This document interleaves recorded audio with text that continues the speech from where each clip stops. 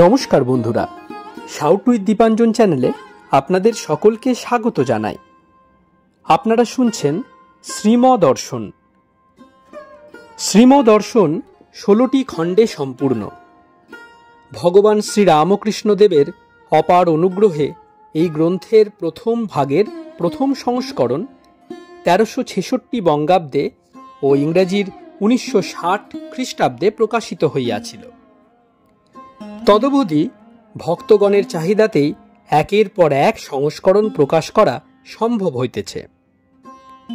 শ্রীমদর্শনের মূল আবেদন, গৃহে বাস করিয়া কি প্রকারে দেবভাবে জীবনযাপন করা যায়, কিভাবে বেদ বর্ণিত উপায়ে সুখ দুঃখ সমভাবে গ্রহণ করিয়া সংসারে শান্তিতে বাস করা সম্ভব হয়।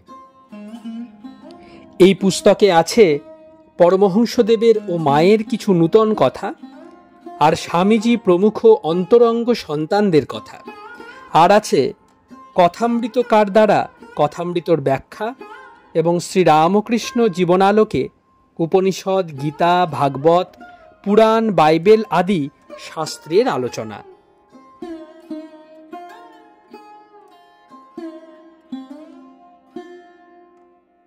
আপনারা শুনছেন স্বামী নিত্যাত্মানন্দ বিরচিত শ্রীমদর্শন, আজ 149তম পর্ব। আসুন আজকের পর্বটি আমরা শুরু করি।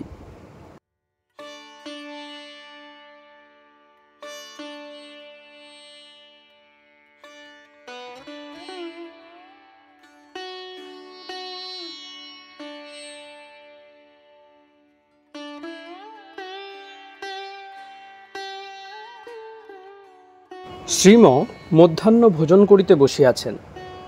ভৃত্য তেজু ঠাকুর বাড়ি হইতে আহার লইয়া আসিয়াছে।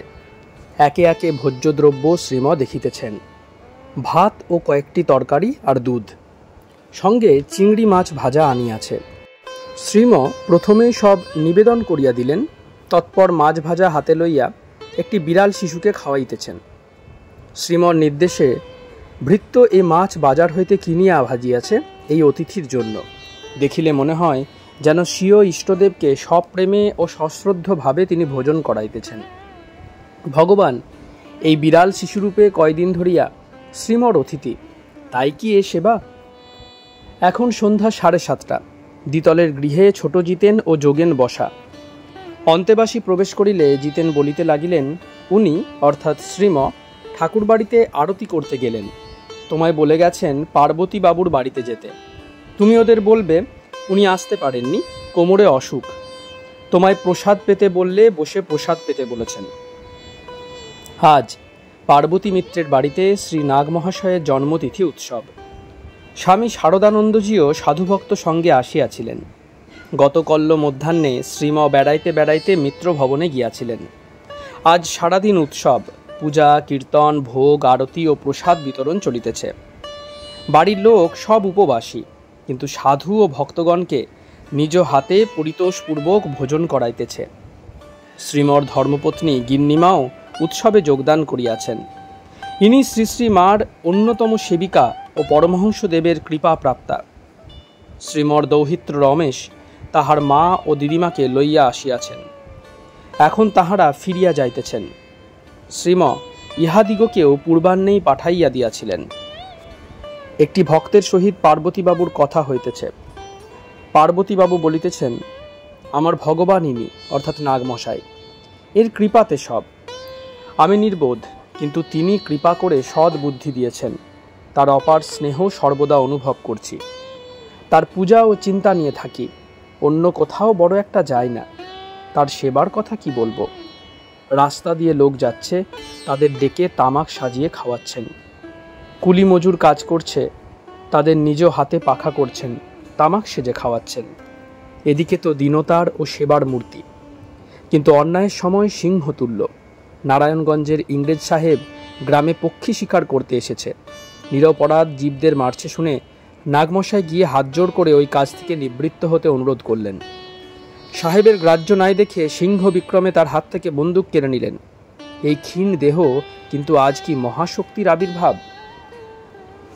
দ্বিতলে শ্রী শ্রী ঠাকুর ও নাগমশায়ের প্রতিমূর্তি বিবিধ গন্ধপুষ্পে অতি মনোরমভাবে সজ্জিত। খিচুড়ি, বিবিধ ভাজা, আলুর দম, দই, সন্দেশ, রসগোল্লা, ফল প্রভৃতি বিবিধ দ্রব্য নিবেদিত হইয়াছে। মিত্রগৃহিণী সহস্তে অন্তেবাসীকে ভোজন করাইতেছেন। মিত্রমশায়ও সম্মুখে উপবিষ্ট। ভোজনান্তে শ্রীমর জন্য কিঞ্চিৎ প্রসাদ লইয়া অন্তেবাসী বিদায় হইলেন। শ্রীম মর্টনের দ্বিতল গৃহে বসিয়া সব সংবাদ শুনিলেন। এখন সিঁড়ির সম্মুখে দাঁড়াইয়া আছেন। একটি ভক্তের সহিত গৃহস্থ জীবনের কথা হইতেছে। শ্রীম, লোকগুলি কি নিয়ে আছে? পেট আর পেট, সন্তান উৎপাদন আর সন্তান পালন, এই কাজ। কিন্তু যারা ঈশ্বর ভক্ত তাদের চিন্তা এরও উপরে, কিসে তার দর্শন হয়। বেশ স্বাধীন, কোথাও কিছু নাই, বিয়ে করলো, ছেলেপুলো হলো, অমনি গদিয়ান হয়ে গেল, স্যাডেলড হয়ে গেল, নড়বার জো নাই। কিন্তু অবতারের কথা শুনলে এই গোলক ধাঁধা থেকে বের হতে পারে। ঘরটিকে যদি আশ্রম বানিয়ে ফেলতে পারে তাহলে এখানে থেকেই হতে পারে। এরা বেশ করছেন। মিত্রমশাইরা সর্বদা পূজা অর্চা নিয়ে আছেন। ছেলেদের পর্যন্ত ওই রং ধরেছে। কিন্তু সাধুসঙ্গ চাই সঙ্গে সঙ্গে, নইলে ঠিক থাকে না উদ্দেশ্য শেষ পর্যন্ত। পরদিন সন্ধ্যায় বিদ্যাপীঠের অধ্যক্ষ স্বামী সদ্ভাবানন্দ আসিয়াছেন। বিদ্যাপীঠের দানপত্র একজন অ্যাটর্নিকে দেখাইতে হইবে। শ্রীম নিচে রকে বসিয়া বলিলেন, বীরেনবাবুর কাছে গিয়ে বলো আমরা তোমায় এই বিষয়ে আলাপ করতে পাঠিয়েছি। ইনি খুব সিম্প্যাথেটিক, দক্ষিণেশ্বরের বিষয় অনেকটা এগিয়ে দিয়েছিলেন। একজন ভক্তের কথা হইতেছে। সাধু বলিলেন, উনি যা ধরেন শেষ না করে ছাড়েন না। শ্রীম শুনিয়া বলিলেন, হ্যাঁ, অনেক বড় বড় কাজ করেছেন বইকি, কিন্তু সঙ্গে সঙ্গে বাক্যবাণটিও চলে। সকলের হাস্য। জেন গুপ্তের কথা হইতেছে। ইনি কমিশনার। শ্রীম বলিলেন, উনি ঠাকুরকে দেখেছিলেন। ঢাকায় থাকতে একজনের সঙ্গে কথা হয়েছিল। বললেন 3 দিন দর্শন হয়েছিল। ত্রিগুণাতীত আমার সহপাঠী। আজ কোথায় এরা সব? স্বামী বিবেকানন্দ প্রভৃতি, আর কোথায় আমি? বলি, কোনটার ভিতর কড়ার ডালের পুর, কোনটায় নারকেল, কোনটায় ক্ষীরের পুর, কিন্তু বাইরে দেখতে সব এক। এবার উপরে দ্বিতলে আসিলেন। ভক্তগণে গৃহ পরিপূর্ণ, সকলে প্রতীক্ষায় রহিয়াছেন। গৃহে প্রবেশ করিয়াই জিজ্ঞাসা করিলেন, কি কি পাঠ হলো এতক্ষণ? মণি বললেন, উদ্ধব সংবাদ, তার বৃন্দাবন আগমন। শ্রীম ভক্তদের প্রতি, আহা, শ্রেষ্ঠ অংশ পড়া হলো। গোস্বামীরা এলে ঠাকুর উদ্ধব সংবাদ পাঠ করতে বলতেন। পাগল হয়ে গেছে মেয়েটির গান আজ শুনলাম, সিটি কলেজের কাছে। খুব ভক্তিমতী, কি সব কথা কইতে লাগলো, গভীর জ্ঞানপূর্ণ। বামা খ্যাপা সর্বদা মা মা করতেন, লোকে বলে খ্যাপা। মেয়েটি বললে, মন্ত্র নিলেই হলো? হাত নাড়িয়ে একটু সব করে খেতে বসলাম। এতে হবে না, ভক্তিবাড়ি সিঞ্চন করে অঙ্কুরিত করতে হবে সেই ব্রহ্মবীজকে। কি সুন্দর কথা! ভক্তি কখন হবে? যখন কাম ক্রোধাদি রিপু দমন হবে। এ কথাও বললে। ত্রৈলঙ্গ স্বামী বসে আছেন, একজন 5 সের রাবড়ি দিল, তিনি খেয়ে ফেললেন। আবার একজন 2 সের লঙ্কা দিল, তাও খেয়ে ফেললেন নিরুদ্বেগে। এই কথা বলে এই মেয়েটি বলছে, আহা, সাধুকে কি লঙ্কা দিতে আছে গা? সাধুর প্রতি যথেষ্ট ভক্তি আছে। একটি লোককে জিজ্ঞেস করছেন, আপনি বাবা ব্রাহ্মণ? হ্যাঁ বলাই অমনি প্রণাম করল। একটি স্ত্রীলোকের কাছে রিপোর্ট পেলাম, রাস্তা থেকে প্রসাদী ফুলের মালা কুড়িয়ে নিয়ে ওই মেয়েটি মাথায় দেয়। ওরা বলে কীরকম লোক, সূচি অসুচি নাই। আমরা শুনে বললাম, তা কি থাকে? ও যে সূচি অসুচির পারে। সূচি অসুচিরে লয়ে দিব্য ঘরে কবে শুবি। এই বলিয়া রামপ্রসাদের সম্পূর্ণ গানটি গাহিলেন। গান, আই মন বেড়াতে যাবি, কালী কল্প তরু মূলে রে মন, চারি ফল কুড়ায়ে পাবি। প্রবৃত্তি নিবৃত্তি যায়া নিবৃত্তিরে সঙ্গে লবি। ওরে বিবেক নামে তার ব্যাটারে, তত্ত্ব কথা তাই শুধাবি। সূচি অসুচিরে লয়ে দিব্য ঘরে কবে শুবি। যখন 203 পীড়িত হবে, তখন শ্যামা মাকে পাবি। গান, শ্যামা মা কি কল করেছে, কালী মা কি কল করেছে, 14 পোয়া কলের ভিতরই কত রঙ্গ দেখাতেছে, ইত্যাদি। শ্রীম ভক্তদের প্রতি, ওই মেয়েটির কি আর ওই জ্ঞান আছে? কতক্ষণ সূচি অসুচি মানা, যতক্ষণ দেহে জ্ঞান আছে। ওর মনকে ওই উপরে উঠিয়ে রেখে দিয়েছে, তিনি ধরে আছেন একে। একটি লোক ফষ্টি নষ্টি করছিল ওই মেয়েটির সঙ্গে। দোকানদার ভদ্রলোক তার দোকানের সামনে দাঁড়িয়ে হচ্ছে, সে কান পেতে সব শুনছে। অমনি একটু করা আগুন ওই লোকটার গায়ের উপর ছুঁড়ে ফেললে। অমনি পাগল মেয়েটি বলে উঠল, আহা, মানুষের গায়ে কি আগুন দিতে আছে গা? যে ফষ্টি নষ্টি করছিল তাকে দৌড়ে ধরতে গেল সব। ওই মেয়েটি কি ফষ্টি নষ্টির ধার ধারে? একবার বলছে মনে মনে, বেশ মা, বেশ মা, মার সঙ্গে কথা কইছে। আবার উইদিন ব্র্যাকেট অর্থাৎ অস্ফুট স্বরে একটি সমালোচনা করল, ছি, লাজ নাই মা তোর, কেমন মেয়ে তুই, পতির বুকে তোর পা, বলেই খিলখিল করে হাসতে লাগলো। বাড়ির লোক এসব কি বুঝবে, তাই পাগল বলে। শ্রীম বড় জিতেনের প্রতি। ঠাকুর কেশব সেনকে বলেছিলেন, তোমরা ঘরে রয়েছ, একটি ফাঁক দিয়ে আলো পাচ্ছ। যারা বাইরে বেরিয়ে গেছে, ঘরের বাইরে তারা আলোর বন্যায় দাঁড়িয়ে আছে। Flood of light. বরানগর মঠে পড়া হতো যোগ উপনিষদ। ওতে আছে গৃহী ও ত্যাগীর তফাৎ কি, সর্ষে আর সুমেরু পর্বত, অথবা গোষ্পদের জল আর সাগরে যেমন তফাৎ তেমনই। ভক্তদের প্রতি। অতি সামান্য, কি বলেন? সকলের হাস্য। একটি ভক্ত দক্ষিণেশ্বরে 1 মাস রয়েছেন ঠাকুরের কাছে। তাকে ঠাকুর বললেন একদিন, দেখো, যখন ভিতর ত্যাগ হয়ে যায় তখন বাইরে আপনি ছেড়ে যায়। 1 মাস থাকার পর বললেন, প্রথম বলেননি, ভয় পাবে, হয়তো দমে যাবে, কিন্তু এ কি আর সকলকে বলবার জো আছে? শুনবে কেন? হয়তো খেপে যাবে, বলবে আমি বেশ ভালো আছি। বললেই শোনে কে? বিকারের রোগী যে সব। মনে করে আমরা খুব শেয়ানা, কাকও মনে করে খুব শেয়ানা, কিন্তু পরের গু খেয়ে মরে। গু মানে হীন বস্তু, বিষয় ভোগ। ঈশ্বরের আনন্দ, ব্রহ্মানন্দ দিলে ফেলে দেবে, ভালো লাগবে না।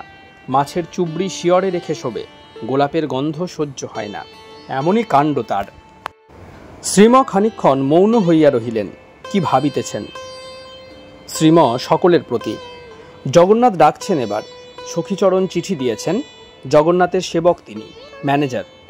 ইনি লিখেছেন মানে ঠাকুর ডাকছেন। রথের 1 মাস আগে ডেকেছিলেন, এখনও লিখছেন, পূজা সামনে, আসুন। আহা, পুরী কি সুন্দর স্থান! মিহিজামের ডবল রাস্তা, নরেন্দ্র সরোবর, মার্কণ্ডেয়, ইন্দ্রদুম্ন সাগর, এইসব প্রাচীন তীর্থ সব আছে। আবার নবীন তীর্থ, চৈতন্যদেব 20 বছর ছিলেন, 4 বছর ভ্রমণে ছিলেন সন্ন্যাসের পর। তার স্থান রাধাকান্ত মঠ, গম্ভীরা, টোটা গোপীনাথ, জগন্নাথ নিত্য দর্শন করতেন। সহাস্যে, আচ্ছা, তিনি ডাকছেন তো তিনি নেন না কেন? নিলেই তো হয়। শ্রীম সহাস্যে ডাক্তারের প্রতি।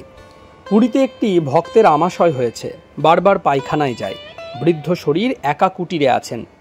কষ্ট হচ্ছে দেখে একটি ছেলে এসে সেবা করছে, জল তুলে দিচ্ছে, ময়লা সাফ করছে। সন্দেহ হওয়ায় জিজ্ঞাসা করলে, তুমি কে? ছেলে বললে, তুমি যাকে ডাকো সেই নারায়ণ। তখন বললে, তবে রোগটি নিয়ে যাও না কেন? কষ্ট করে কেন আবার সেবা করতে আসা? সকলের হাস্য। তখন ভগবান বললেন, না বাপু, তোমার ভোগ আছে একটু, ও হয় না। সহাস্যে, আমরাও বলি, নিয়ে যাও না কেন, ডাকাডাকি কেন? তিনি তো সবই পারেন, ইচ্ছাময়। রহস্য বন্ধ করিয়া শ্রীম গম্ভীর ভাব ধারণ করিলেন। ইতপূর্বে পাগল স্ত্রীলোকটির প্রশংসা করিয়াছেন, তাতে ভক্তগণ পাছে ওদিকে ঝুঁকে পড়ে, তাই সাবধান করিতে লাগিলেন। শ্রীম ভক্তদের প্রতি। ঠাকুর বলতেন, স্ত্রীলোক হাজার ভক্তিমতী হলেও তার কাছে যেতে নেই, দূর থেকে প্রণাম করতে হয়। স্ত্রীলোককে মা বলে পূজা করতে হয়। এই ভাবটি প্রথম আসে না, তা বলেই দূর থেকে প্রণাম করা। একটি লোক গ্র্যাজুয়েট, পতিতাদের দেখে বড় কষ্ট হলো তার মনে। তাদের হরিনাম শোনাতে গেল, কিন্তু ওই করতে গিয়ে পড়ে গেল, এমনই কাণ্ড। আরেকটি ভক্ত, তার পরমহংস অবস্থা, একটি স্ত্রীলোকের কাছে যেত। ঠাকুর শুনে বারণ করেছিলেন যেতে, পরে শোনা গেল পড়ে গেছে। তখন ঠাকুরের দেহ গেছে। আরেকটি ভক্ত গৃহে থাকেন, ঘরে যুবতী স্ত্রী। জোয়ান ভক্ত ছোকরাদের নিয়ে গিয়ে বাড়ির ভিতর বসতেন। ঠাকুরের কানে ওই সংবাদ পৌঁছালো। অমনি তিরস্কার করতে লাগলেন, বললেন, কি গো, কি শুনছি? ঘরে বউ রয়েছে, ছেলে মানুষ, তুমি এমন করছো বন্ধুদের নিয়ে? বলো আর করবে না। প্রতিজ্ঞা করিয়ে নিলেন, এমনতর ব্যাপার। একবার একটি ভক্ত স্ত্রীলোককে ঠাকুর সুখ্যাত করছিলেন। দলে দলে লোক তার কাছে যেতে লাগলো। এর মধ্যে একজন এসে আমায় বলছে, স্ত্রীলোকটি এমন সব কথা বলে, পরমহংসদেবের চাইতেও বড়। সকলের হাস্য। বাবা, কি মোহিনী মায়া! স্বভাবতই পুরুষকে আকর্ষণ করে স্ত্রীলোক, তার উপর আবার ঠাকুরের সুখ্যাত, রক্ষে আছে। বলছে কিনা পরমহংসদেবের চাইতেও বড়। ও, কি কি মোহিনী শক্তি। তাই ঠাকুর ভক্তদের আত্মরক্ষা করতে শিখিয়েছিলেন। বলেছিলেন, ওরে দূর থেকে প্রণাম করবি জগদম্বার রূপ মেনে, কাছে যেতে নেই। সাধকের অবস্থায় দাবানল, সিদ্ধাবস্থায় তিনিই জগন্মাতা, খুব সাবধান। রাস্তা দিয়ে চলতে হয় কিরূপে তাও ঠাকুর বলে দিয়েছিলেন। বলেছিলেন, বৌদ্ধ সন্ন্যাসীরা ডান বাঁ না চেয়ে বরাবর চলে যায়। অচলানন্দ বলেছিলেন, তুমি শিবের কলম মানো না? ঠাকুরের চেয়ে বয়সে বড় ছিলেন। ঠাকুর উত্তর করলেন, কি জানি বাবা, আমার ওসব বীরভাব ভালো লাগে না, আমার মাতৃভাব। বীরভাব, স্ত্রীলোক নিয়ে সাধন ভালো নয়। পরে ভক্তদের বলেছিলেন, কে যায় ওর সঙ্গে তর্ক করতে, করলেও বুঝবে না। ওর ভিতর ওই ভাব রয়েছে, স্ত্রী নিয়ে সাধন, মাতৃভাব, শুদ্ধ ভাব। কিন্তু সাধকের অবস্থায় দূর থেকে প্রণাম। কলিকাতা, 12 সেপ্টেম্বর 1923 খ্রিস্টাব্দ, 26শে ভাদ্র 1330 সাল, বুধবার।